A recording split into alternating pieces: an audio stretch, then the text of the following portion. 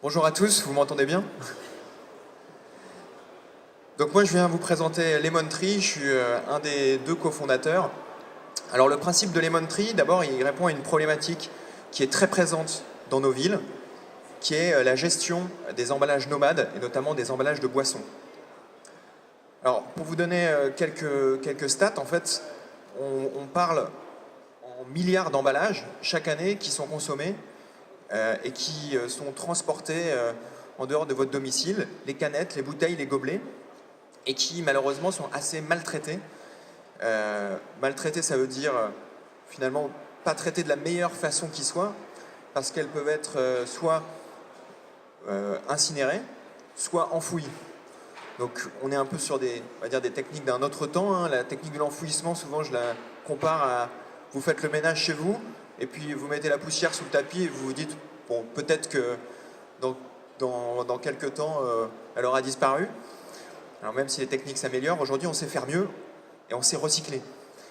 Alors l'Île-de-France est particulièrement concernée par l'incinération et il y a énormément d'élus qui se mobilisent aussi pour diminuer cette incinération et faire croître le recyclage qui est évidemment source aussi de valeur économique en plus de la valeur environnementale. Alors notre solution, quelle est-elle? En fait, on installe dans toutes les zones dites hors foyer des bornes intelligentes de collecte pour capter ces emballages et les trier à la source pour partir sur un traitement en circuit plus court et également donner envie aux gens de trier. Donc ce sont des machines, on a toute une gamme de machines qui permettent de reconnaître l'élément, de le trier, éventuellement de le compacter sur place pour même en réduire le volume, et aussi de récompenser l'utilisateur pour qu'il fasse ces quelques pas de plus pour centraliser, finalement apporter dans un endroit centralisé ce flux. Alors c'est un marché où il y a d'énormes perspectives. En fait, vous voyez tous les lieux d'implantation potentiels. Aujourd'hui, on est sur des campus, au sein des entreprises. On travaille par exemple avec 40% des boîtes du CAC 40. Donc c'est une problématique qui est assez forte. On est dans des gares, on répond aussi à des problématiques sur l'événementiel, l'aéroport. Il y a énormément d'applicatifs. Pour vous le figurer, le plus simple, c'est de vous dire où sont tous les lieux où je consomme une boisson en dehors de chez moi. Où sont tous les lieux où je retrouve des distributeurs automatiques de boissons. Et on voit, il suffit de vous retourner pour comprendre que voilà, la problématique déchets, elle est omniprésente. C'est un marché qui est aussi attractif, qui est un peu bouillonnant. Vous voyez qu'on a aussi un certain nombre de concurrents. C'est un marché qui émerge, qui s'excite. Nous, on a des forces très identifiées sur ce marché, à savoir on travaille avec une gamme de machines, donc répondre à différents besoins avec différents produits. Et puis on se développe assez fortement, parce qu'on a une croissance à 3 chiffres. Le business model, il est aussi clairement identifié. Soit on est prestataire de services, donc on facture pour, on va dire, le côté nettoyage, recyclage qu'on apporte à notre client. Soit on s'implante dans des lieux où il y a énormément de flux et la matière permet de rentabiliser le service. Et là, c'est évidemment extrêmement puissant comme modèle, puisque ce que vous collectez vous permet de financer les installations et la collecte. Alors aujourd'hui, Lemon Tree, on est une équipe de 11 personnes installées pas très loin d'ici, puisque je suis venu en vélo, ça m'a pris 2 minutes, à Pantin, où on a une vraie plateforme aussi de traitement. Donc c'est aussi des camions, des collecteurs qui viennent, on massifie la matière, et on a raccourci le schéma habituel, puisqu'on ne passe pas par un centre de tri, la matière est triée dans la machine. On travaille en direct avec des usines de transformation qui vont être des alumineries, des plasturgies et qui refont de ces ex-déchets des vraies matières premières secondaires. On essaye aussi de mettre ces machines au centre d'une vraie politique RSE, c'est-à-dire profiter de ces machines pour faire tout un tas de communications sur les engagements durables, les engagements sociétaux. En fait, elles cristallisent aussi une communication pour plein d'actions qu'on peut mener en entreprise, qu'on peut mener dans la ville. Un exemple très concret avec la ville de Courbevoie, par exemple, où on a installé des machines qui sont capables évidemment de récupérer les emballages, qui vous donne un petit jeton. Et ce jeton, derrière, vous pouvez le réutiliser pour aller faire soit du sport, soit avoir accès à un bien culturel. Et ça rentre du coup dans une dynamique plus globale. Je trie, je suis citoyen, je fais du sport, j'ai accès à des biens culturels. Ça a donc une puissance de feu assez importante. On est enfin partenaire de beaucoup de grands projets. On installe des machines dans des gares SNCF. On est aussi dans une dynamique pour mettre des machines qui collectent des bouteilles en plastique dans énormément d'espaces commerciaux avec des partenaires importants et aussi présents sur plein d'événements. Donc je vous laisse phosphorer sur tous les applicatifs possibles de notre service. Merci beaucoup.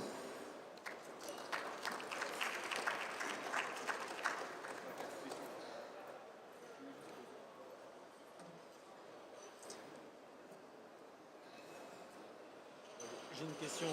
Finalement, vous vous contentez, enfin, vous regardez la filière aluminium et la filière bouteille en plastique, qui sont déjà des filières qui sont déjà organisées. Donc, ce que je comprends, c'est que vous améliorez finalement le système de collecte en ayant un système de collecte plus rapide. Mais comment voyez-vous finalement aujourd'hui les difficultés justement d'améliorer d'une part ces filières et éventuellement de créer d'autres filières qui n'existeraient pas par rapport à une approche beaucoup plus locale qu'une approche, je dirais, collective? Alors, je reformule la question, je ne sais pas si tout le monde a entendu. Il y a une première question qui est les filières existent, donc où est vraiment votre valeur ajoutée? Et là, elle est sur la captation. En fait, effectivement, des usines qui transforment des bouteilles en plastique en matière première secondaire, elles sont là, elles sont même en large surcapacité de production, c'est-à-dire que l'ensemble de l'appareil productif de transformation de bouteilles, il ne tourne qu'à 50% de ses capacités. Donc actuellement, on va importer de chez nos voisins européens, d'Espagne, d'Allemagne, des balles de plastique pour alimenter ces usines, alors que chez nous, on n'arrive à capter que la moitié.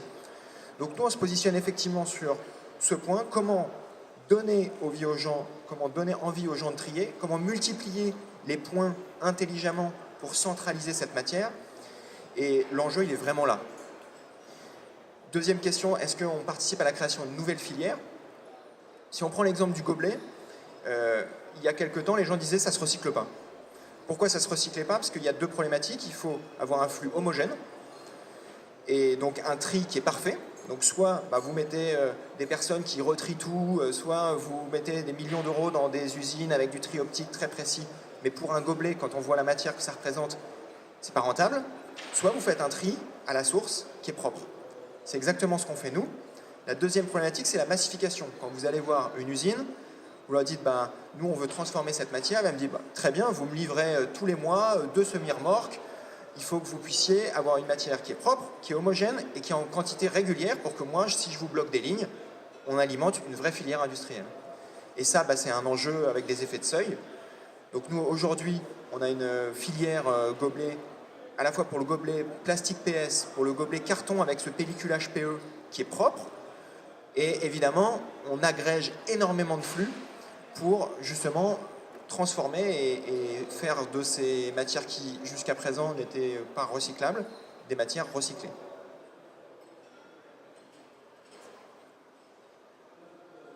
Je ne sais pas s'il y a d'autres questions.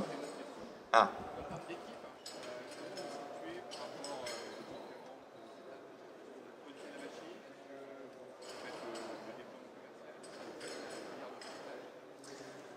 Alors, notre promesse client, et c'est aussi pour ça qu'elle est forte, donc la question c'est comment sont réparties un peu nos équipes et où est-ce qu'on se situe aussi sur la chaîne de valeur.